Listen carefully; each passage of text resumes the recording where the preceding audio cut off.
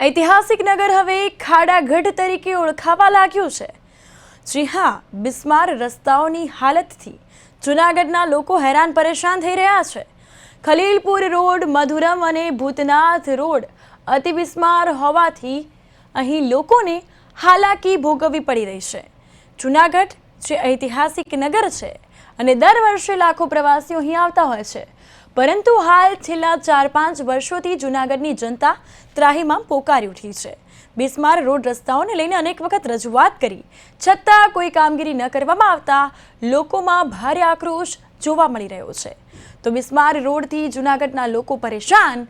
ખલીલપુર, મધુરમ અને ભૂતનાથ રોડ અતિ બિસ્માર હાલતમાં સમસ્યાને લઈ તંત્રના આંખ આડા કાન જોવા મળ્યા।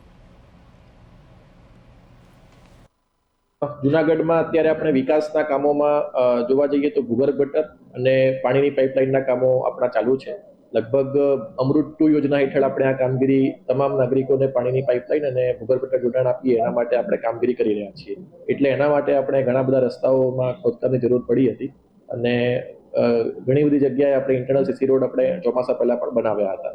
ચોમાસામાં આપણે કામગીરી બંધ રાખી હતી, એટલે એના પછીની જે પણ કામગીરી છે આપણે ઘણી બધી જગ્યાએ શરૂ કરી દીધી છે। લગભગ 10 કિલોમીટર ઉપરાંતના રસ્તાઓ આપણે ઇન્ટરનલ સીસી રોડ જેટલા બની પણ ગયા છે। આપ જાણો છો કે સાબલપુરનો જે આપણો બ્રિજ હતો એ પણ આપણે શરૂ કરી દીધો છે।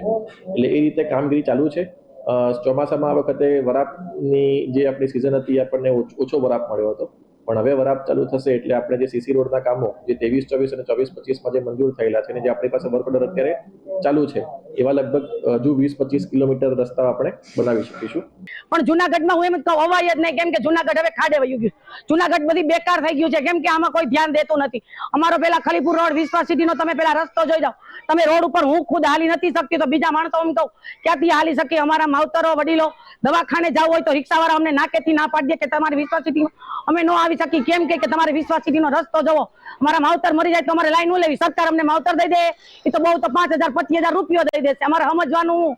અને હું આ મોતીબાગ થી આગળ આવેલો છે રાધાકૃષ્ણ અને રાજીવબાગને જોડતો રસ્તો, બાજુમાં રસ્તો છે લાલ તિલકની સામે, બરાબર। હાલ આપ જોઈ રહ્યા છો એક અહીંયા મોટો ગड्ढો છે, બરાબર। આવા ગड्ढા જો કે આખા જૂનાગઢની અંદર છે, એટલે કોઈ નવીન અમને લાગતી નથી। પણ આ ગड्ढાની અંદર 2 દિવસ પહેલા જ એક યુવાન બાઇક ચાલક રાતે આવ્યો, ઓચિંતાનો ખાડો એને દેખાણો નહીં અને પોતે ખાડામાં વ્હીલ જતા પોતે પડી જતા લોહી લોણ હાલતમાં હોસ્પિટલ જવાની ફરજ પડી, બરાબર।